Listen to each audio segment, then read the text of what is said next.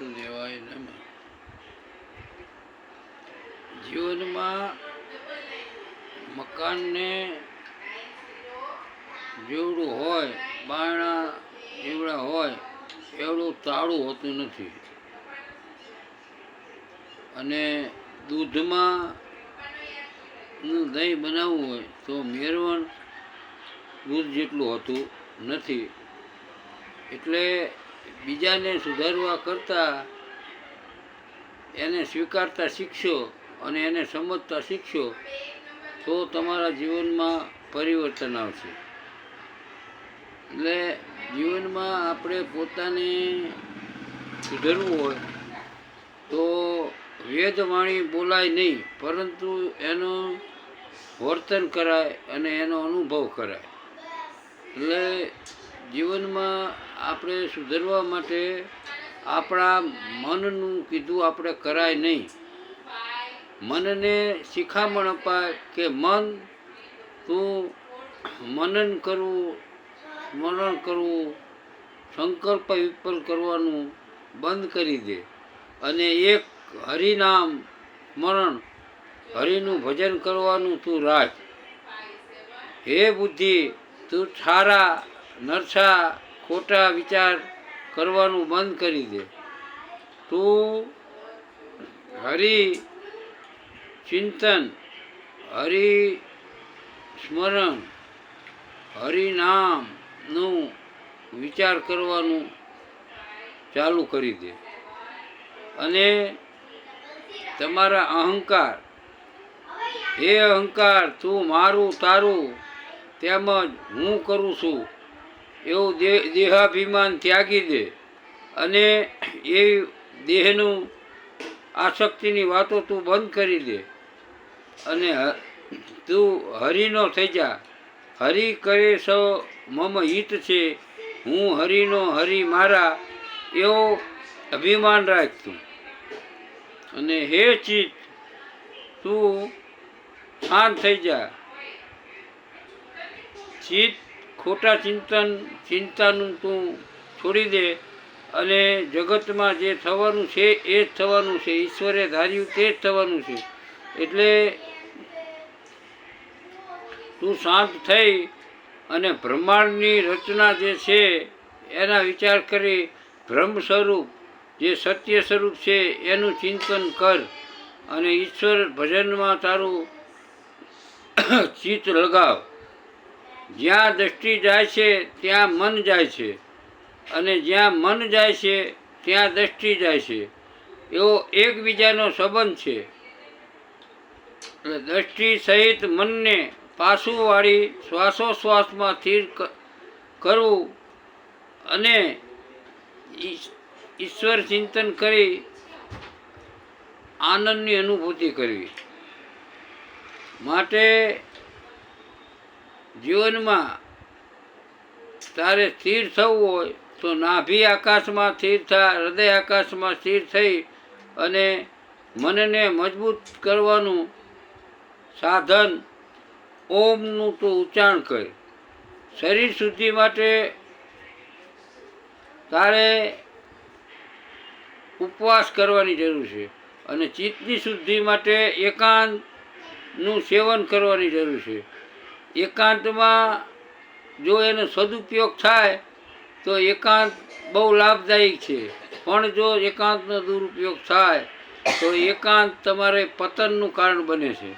એટલે એકાંતમાં હરિ ઈચ્છાથી ભજન કરવું, હું કરું છું એવો અહંકાર ત્યાગી ફક્ત મારા હરિ કરાવે છે અને મારું કલ્યાણ કરવા માટે હું એકાંતનો ઉપયોગ કરું છું, તો તમને એકાંતનો લાભ મળશે. અને એકાંતમાં તમે મૌન, ઉપવાસ અને સાધના આ વસ્તુ જો તમે આરાધના ઈશ્વરની કરશો અને ઓમનું ઉચ્ચારણ કરી શરીર શુદ્ધિ માટે ખાસ કીધું છે. એટલે ઉપવાસ છે ને ચિત્તની શુદ્ધિ માટે છે, એકાંત મનની શુદ્ધિ માટે છે, મૌન મનનું મૌન, દ્રષ્ટિનું મૌન અને વાણીનું મૌન. એટલે મૌન છે એ જીવનમાં તમને આનંદની અનુભૂતિ કરાવશે.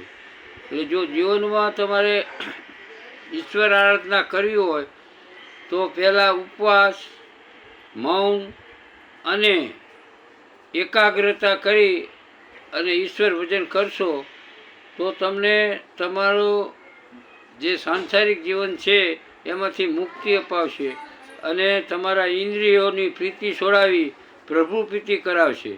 એટલે દ્રષ્ટિ સહિત મનનું જે સંકલ્પ વિકલ્પ કરે છે એ સમદ્રષ્ટિ રાખી અને મન જ્યાં જાય ત્યાં જવા દેવાનું અને અહીંયાથી ફોલાઈને સમજાવી પાછું લાવવાનું કે કંઈક જન્મોથી તે મને ભટકાયો છે, એટલે હવે તો તું આ માનવ જીવનમાં શાંત થા અને મને હરિભજન કરવા લાગ.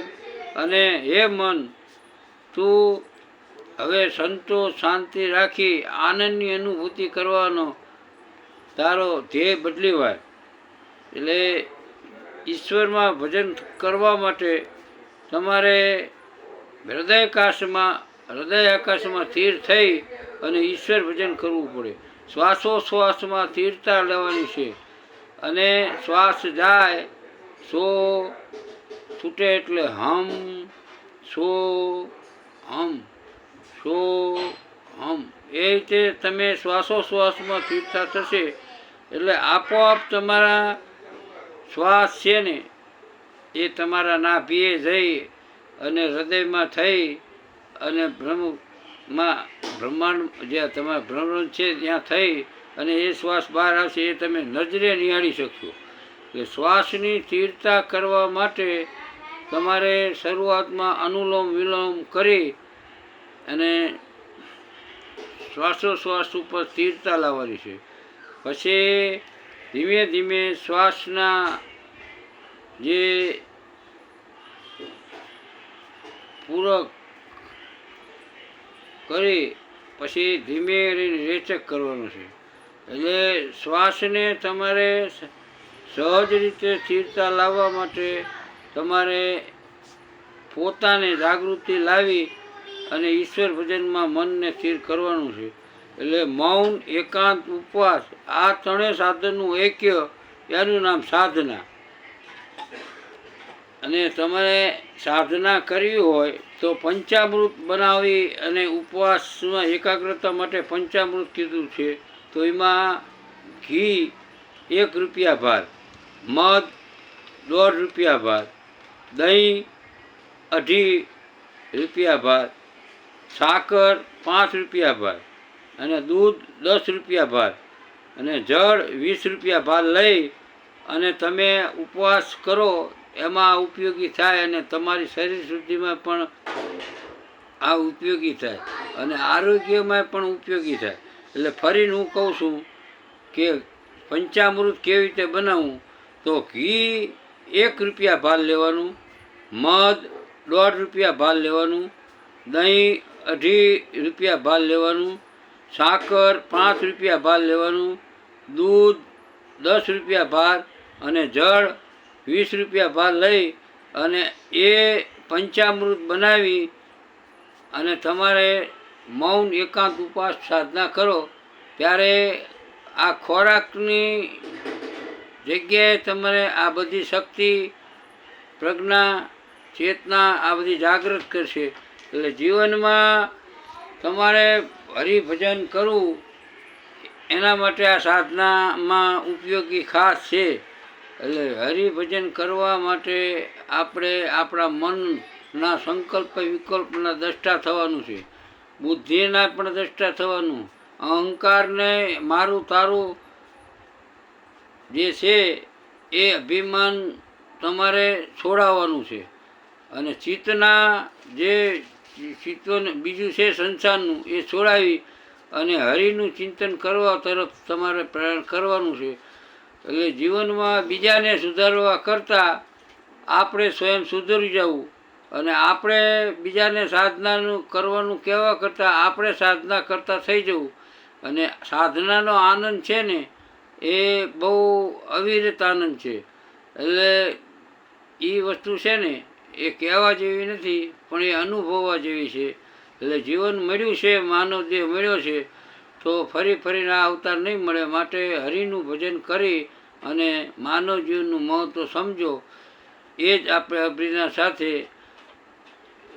જીવનમાં શ્વાસમાં હરિનો વાસ છે. એટલે જે શ્વાસ જેટલા આપણા છે એ શ્વાસ જે ઈશ્વરે આપણને આપ્યા છે એટલા જ આપણને મળવાના છે. એથી એક પણ શ્વાસ ડૉક્ટરે નહીં આપીએ કે કોઈ બીજા નહીં આપીએ કે. એટલે જે શ્વાસોશ્વાસ દ્વારા તમારું આયુષ્ય પણ તમારું વધશે. એટલે શ્વાસોશ્વાસનો અનુભવ કરશો તો આપણને બ્રહ્મશક્તિ મળે છે, જે આપણના જીવનમાં ઉપયોગી છે. અને ઈશ્વરને ભજવા માટે પણ, શાંતિ માટે, સંતોષ માટે ઈશ્વરની ઉપાસના કરવાથી આપણું કલ્યાણ થાય છે. હરિઓમ હરિઓમ હરિઓમ હરિઓમ હરિઓમ.